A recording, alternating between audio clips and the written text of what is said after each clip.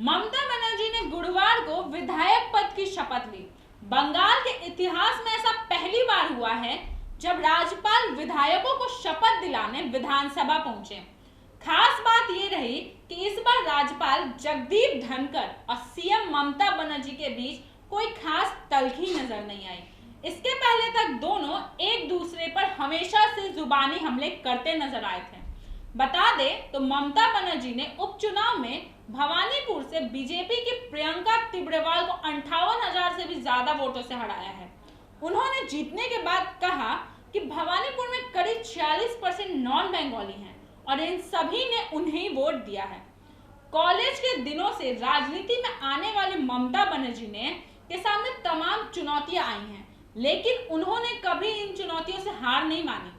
1990 में उन पर जानलेवा हमला हुआ था। 1993 में पुलिस ने उन्हें पीटा था, लेकिन वे हर हमले के बाद पहले से ज्यादा मजबूत होती चली गई। अब उनका सपना बीजेपी को केंद्र के सत्ता से हटाने का है। इसके लिए वे क्या कर रही हैं और अभी तक उन्होंने क्या किया है, आज हम इसी मुद्दे पर बात करेंगे। नमस्कार, मैं तन्वी, आप देख रहे हैं न्यूज भारतवर्ष। आज इस मुद्दे पर बात करने के लिए हमारे साथ हमारे स्टूडियो में मौजूद है प्रज्ञा। तो आप हमें बताएं कि बीजेपी को हटाने के लिए ममता बनर्जी यानी दीदी का प्लान क्या है?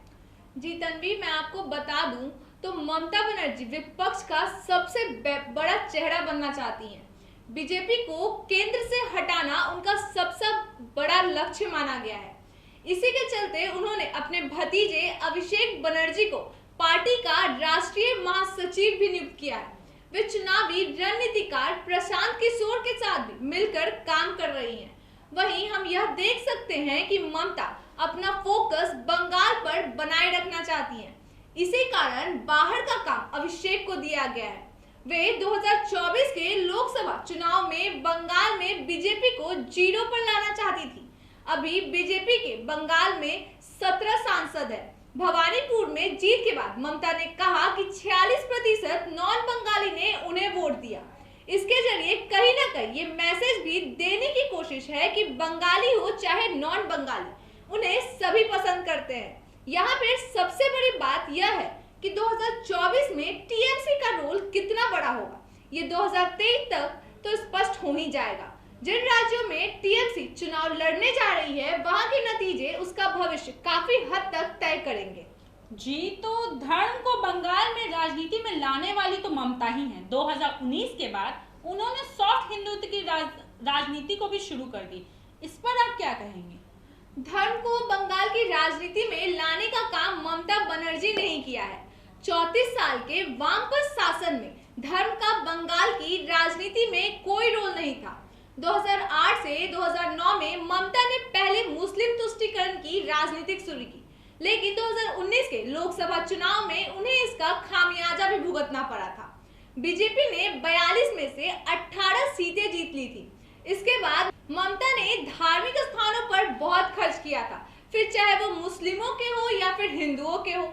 मंदिरों के जीर्णोद्धार किया। दुर्गा पूजा में पहले जहां सिर्फ सेलिब्रिटी शिरकत करते थे, वहीं ममता ने भी इसे पूरी तरह से बदल कर रख दिया था। दुर्गा पूजा का सबसे बड़ा हाईलाइट तो वो खुद बन गई थी। जी प्रज्ञा, जैसा कि आपने बताया कि दुर्गा पूजा में ममता बनर्जी ने खुद को हाईलाइट किया, लेकिन वहीं पे प्रज्ञा, दीदी को मुस्लिम कम्युनिटी का भरपूर समर्थन भी मिला है। तो इस पर आप क्या कहेंगे कि ये कम्युनिटी उन पर कैसे इतनी समर्थन करती है? तन्वी, मैं आपको बता दूं कि सच्चर कमेटी की रिपोर्ट, जिसमें 2006 में यह सामने आया था कि इस रिपोर्ट में भारत में मुसलमानों की कितनी दयनीय स्थिति है, और साथ ही यह भी बताया गया था कि बंगाल में मुस्लिमों को बहुत पिछड़ा बताया जाता है, जिस कारण से बंगाल में सत्तासीन भारतीय कम्युनिस्ट पार्टी यानी सीपीएम से मुस्लिम वोट दूर हो गया था। इसी समय को ममता ने भूना। मुस्लिम कम्युनिटी ने भी ममता के विरोध प्रदर्शनों में बढ़ चढ़कर हिस्सा भी लिया था। साथ ही जमीन अधिग्रहण को लेकर हुए विरोध प्रदर्शन में ममता का समर्थन भी किया, जिसके बाद ममता ने मुस्लिमों को एक कम्युनिटी के तौर पर एड्रेस करना शुरू कर दिया और हिंदुओं को भी एक कम्युनिटी की तरह ही एड्रेस करने लगी।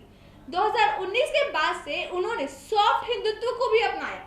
अब वे अल्पसंख्यकों को प्रोटेक्ट भी कर रही हैं और बहुसंख्यकों को लुभा भी रही हैं। एक्सपर्ट्स का कहना है कि अब ममता सॉफ्ट हिंदुत्व को पॉलिटिक्स भी कर रही हैं।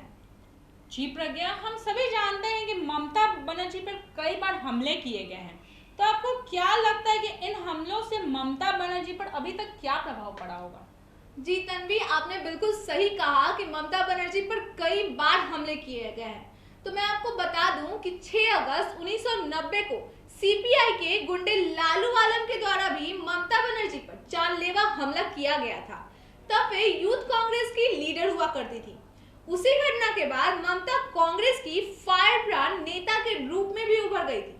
फिर 1993 में तत्कालीन सीएम ज्योति बसु के सामने ही ममता को राइटर्स बिल्डिंग के सामने घसीट कर बाहर कर दिया गया था, जिसके कारण वो फिर एक बार चर्चे में आ गई थी। और सिर्फ इतना ही नहीं, 2006 से 7 में भी नंदीग्राम सिंगूर आंदोलन के वक्त भी उन पर हमला करने की कोशिश की गई थी, और इसका यह नतीजा हुआ था कि वो 2011 में भी सरकार में आ गई थी। वहीं 2021 में फिर चुनाव में उन्होंने दावा किया कि कुछ लोगों ने उन पर हमला किया है, जिसके बाद भी उन्होंने व्हील चेयर पर प्रचार भी किया था।